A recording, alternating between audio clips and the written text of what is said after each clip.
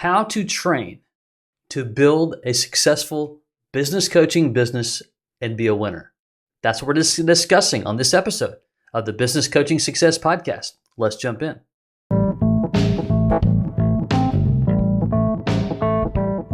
BJ O'Neill here with the Business Coaching Success Podcast. So glad you're here, where I share with you strategies, tools, and tips to be able to grow your business coaching practice to six figures and beyond as a Christian business coach. Let's jump in. Welcome. Glad that you are here. I don't know if you partook in the Olympics that has just wrapped up here recently, but we sure did.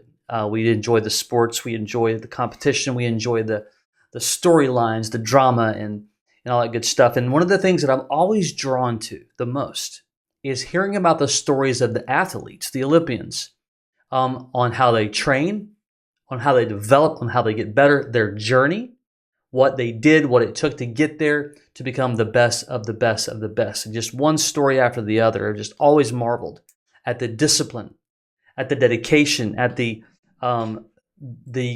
constant chase and the constant desire to get better and to get on that podium and hopefully get if not at least a bronze, but certainly even a gold medal.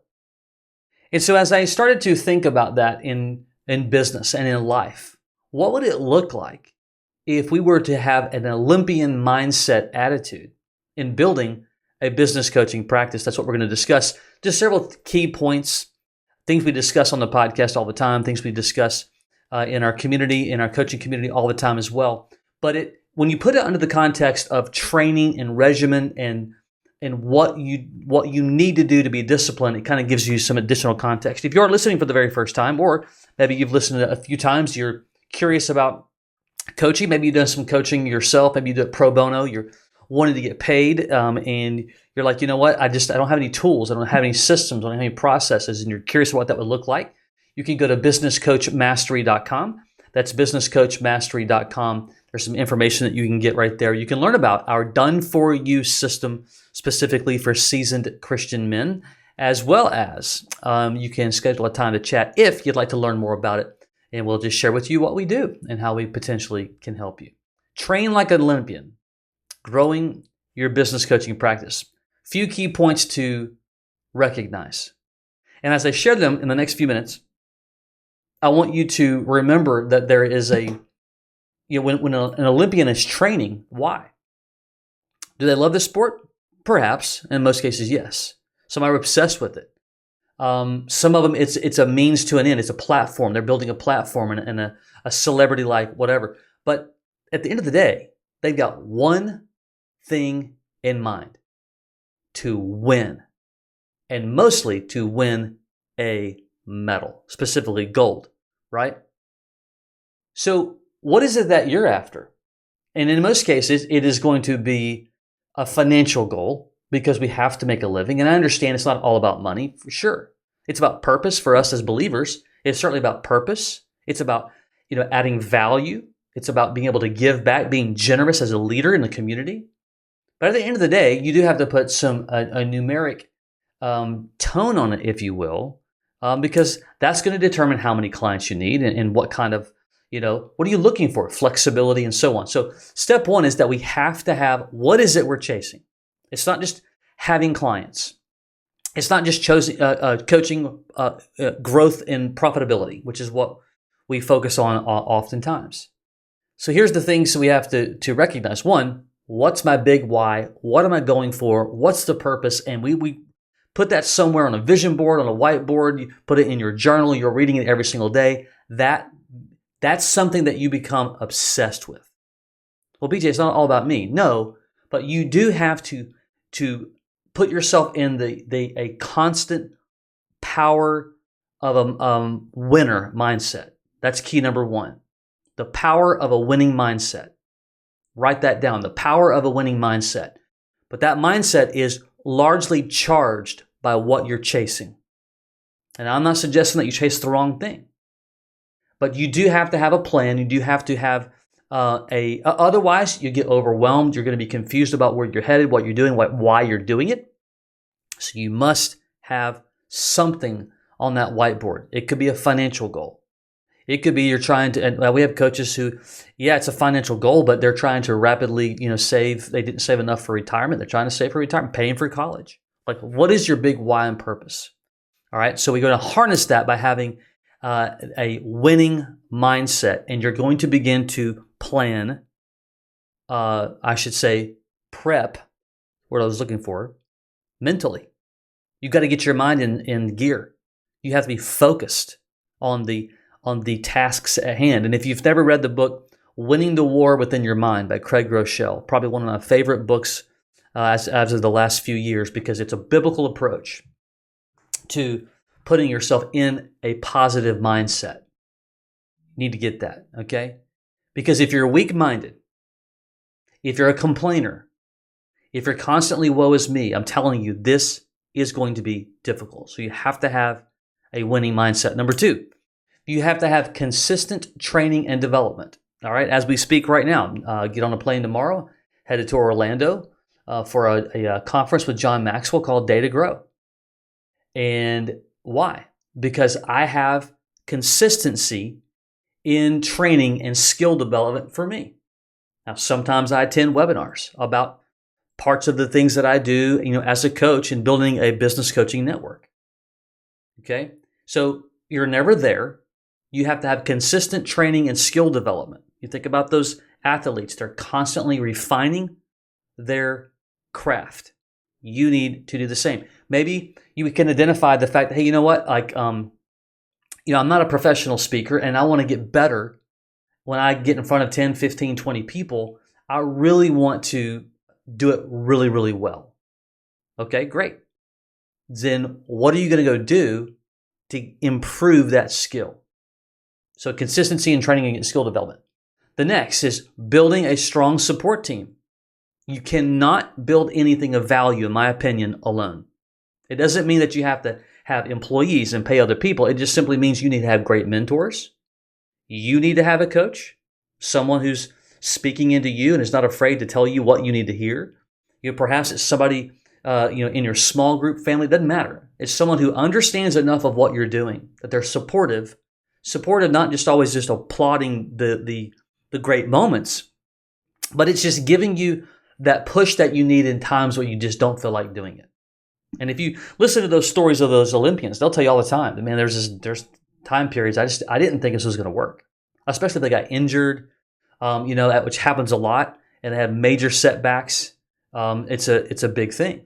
And so we want to have the right types of people around us that's supporting us, pushing us, and forcing us to stay focused as a support network. The next is, training like an Olympian is strategic planning and execution. It's not enough just to go do. We can never make the risk and run the risk of tactically going and doing things. There must be reasons, because all the ideas are great, right?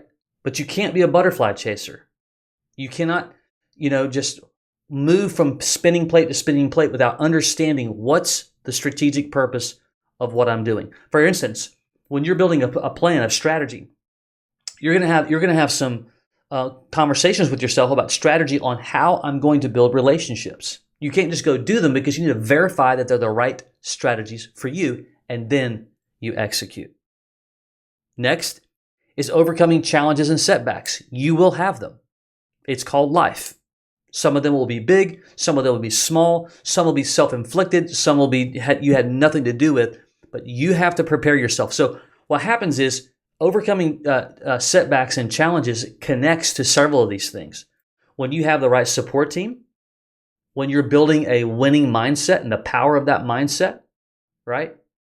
When you have a focus, when you hit those moments of challenges and setbacks and just trials, and it could be a number of things. And sometimes it's kind of, they're irritable things. Everything from, the technology's not working. We have, in our coaching system, in our Done For You coaching system, one of the strategies that we teach is conducting a workshop, a masterclass, if you will, having a few people in a conference room kind of thing, having some snacks, or doing a lunch and learn, whatever.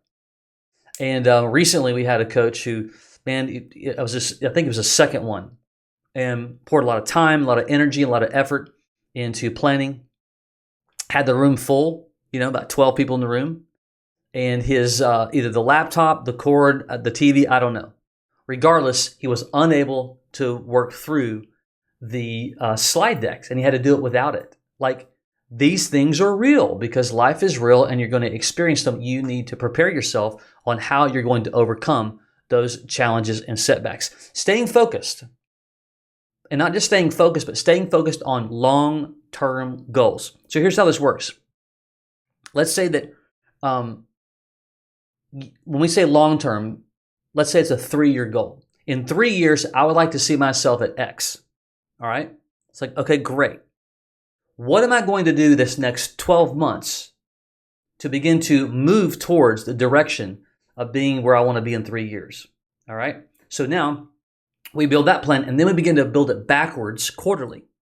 And inside those tasks and those goals inside the quarter, I begin to have, you can call them milestones, you can have, whatever you want to call them. They're things that you're going to accomplish that achieves the overall goal. Because here's why. If you don't, a year goes by, 2 years go by, and you're not really that close to where you want to be. So you must have some focus. Whether it's 5 years, 3 years, you make that decision for you, what you feel is best for you. Both of them could be arguable that they're long-term, but you got to build the plan backwards and stay focused, even when it doesn't feel like it's going right. Even when it doesn't feel like it's going well, you got to stay focused. Here's one of my favorites: celebrating wins and milestones. So go back to staying focused on the long term. If you've built that plan for the next 12 months and you chunked it down into quarters and you've got some goals and milestones in there, when you hit them, you should celebrate. And only you will determine what that looks like in reality of what that's like. It could be going out to eat with your spouse or, whatever. Like I don't collect much stuff at all, but I do like pens, writing pens. And so occasionally on the right kinds of milestones, I will reward myself with a pen that I enjoy. Not that much money, but it's just a fun. Sure, I can go buy it, but now, I have a commitment with myself. I'm not going to get that item without it being, unless I hit that goal. It could be a family outing. Again, you choose how you want to celebrate them, so that you can really enjoy them overall. Foundations.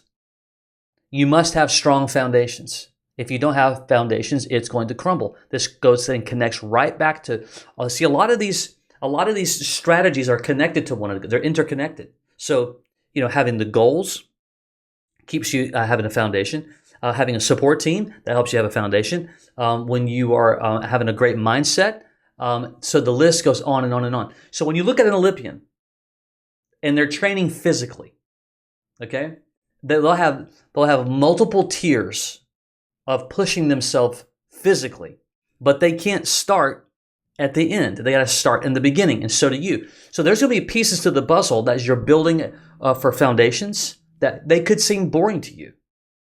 They could be, they're just not that fun. There's pieces to growth.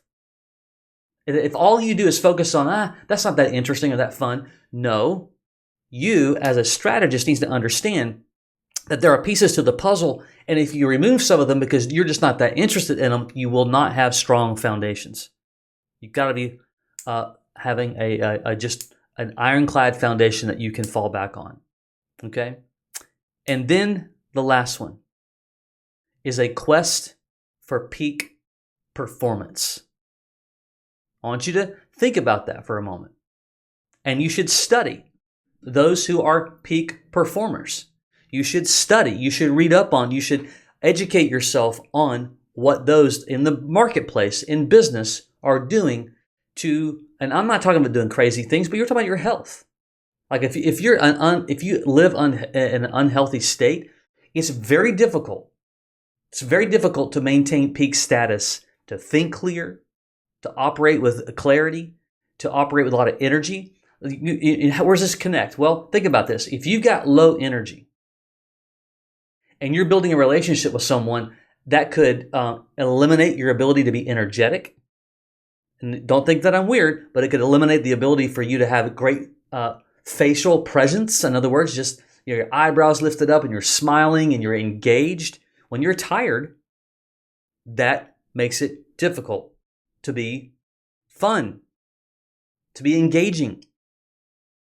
Having a clear mind, walking, drinking water, like all these things. Study peak performers, and you're going to start to see consistencies between the best of the best of the best. No, you're not trying to build Amazon. You're not Tom Brady. You're not an Olympian. You're not Steph Curry and all these others, but you can be in your own way.